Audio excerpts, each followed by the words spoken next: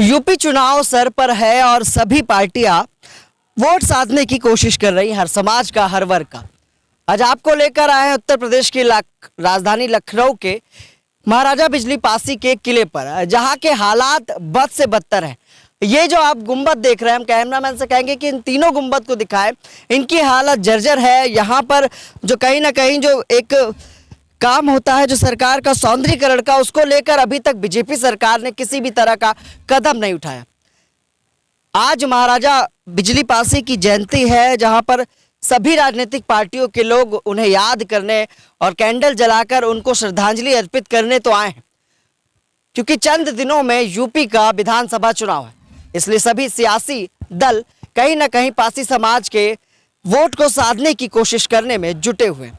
देखने की बात है कि पासी समाज आखिर इन सबको कितना समझता है, कितना जानता है, क्योंकि लगातार पासी समाज अनदेखी का शिकार रहा है। बीजेपी ने पासी समाज से कई तरह के वादे और दावे किए थे और कहीं ना कहीं कैबिनेट में एक जगह देने की भी काम किया। उनके समाज के लोगों को कैबिनेट में और यूपी सरकार में सांसद, मंत्री की जगह पर उनको जगह देने का काम किया, लेकिन कहीं ना कहीं वो उस समाज के लोग अभी तक पासी समाज की धरोहर जो 12 किले लखनऊ में है, उन पर ध्यान नहीं दे पा रहे हैं।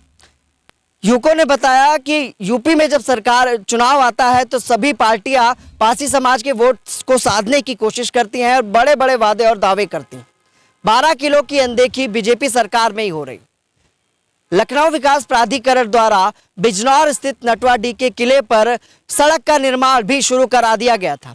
वहीं सामाजिक संस्थाओं द्वारा, राजनीतिक पार्टियों द्वारा इनका विरोध करने के बाद उस काम को रोका गया। बड़ा सवाल यही है कि उत्तर प्रदेश की योगी सरकार आखिर पासी समाज के वोट को साधने के लिए किस तरह का कदम उठाएगी, क्योंकि 12 किलो पर अभी तक मुख्यमंत्री योगी आदित्यनाथ का ध्यान नहीं गया है। इन किलों पर न सौंदर्यीकरण का काम हुआ है, न किसी तरह का काम हुआ है।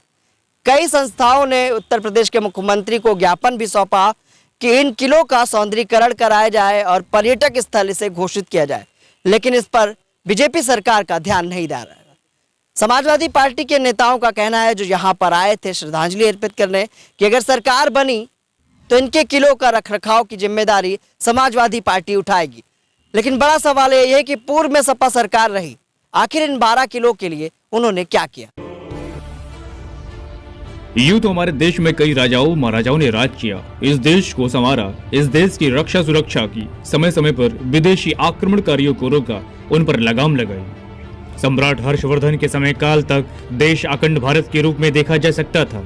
सम्राट हर्षवर्धन के बाद देश कई भागों, प्रांतों, सीमाओं में बंट गया।